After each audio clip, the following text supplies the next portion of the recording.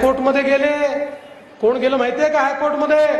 नाना पटोले यांचे अधिकृत निवडणूक प्रमुख, काँग्रेसच्या अध्यक्षाचे अधिकृत निवडणूक प्रमुख अनिल वडपल्लीवार हे हायकोर्टमध्ये गेले आणि त्यांनी सांगितलं की या ठिकाणी ही लाडकी बहीण योजना आहे, लेक लाडकी योजना आहे, फीची योजना आहे, एसटी बसची योजना, या सगळ्या योजना म्हणजे पैशाचा कचरा करणं आहे आणि म्हणून या योजना बंद करा, अशा प्रकारे हे सावत्र भाऊ कोर्टामध्ये गेले. पण काळजी करू नका, सख्या भावांनी बाजू मांडली आणि कोर्टाने सांगितलं लाडकी बहीण योजना सुरूच राहील, ती बंद होणार नाही. आणि तुम्हाला सांगतो बहिणींनो, आम्ही ठरवलंय आता निवडणुकीनंतर 1500 रुपये नाही, 2100 रुपये लाडक्या बहिणींना त्या ठिकाणी देण्याचा निर्णय आपल्या सरकारने केला आहे.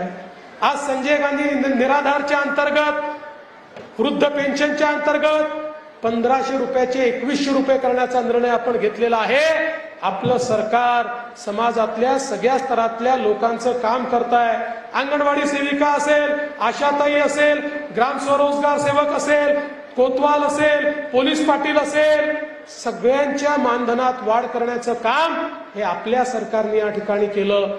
पहिलं ओबीसी मंत्रालय आपल्या सरकारने काढलं, ओबीसी करता 46 GR आपल्या सरकारने काढले, ओबीसी करता 52 हॉस्टेल आपल्या सरकारने तयार केले, ओबीसी करता शिष्यवृत्तीची योजना आपल्या सरकारने तयार केली, ओबीसी करता परदेशी शिष्यवृत्तीची योजना आपल्या सरकारने तयार केली, दलित आदिवासींकरता स्वयंसारखी योजना आपल्या सरकारने तयार केली. दलित आदिवासी मुलांना खासगी शाळेमध्ये 50,000 रुपये फी भरून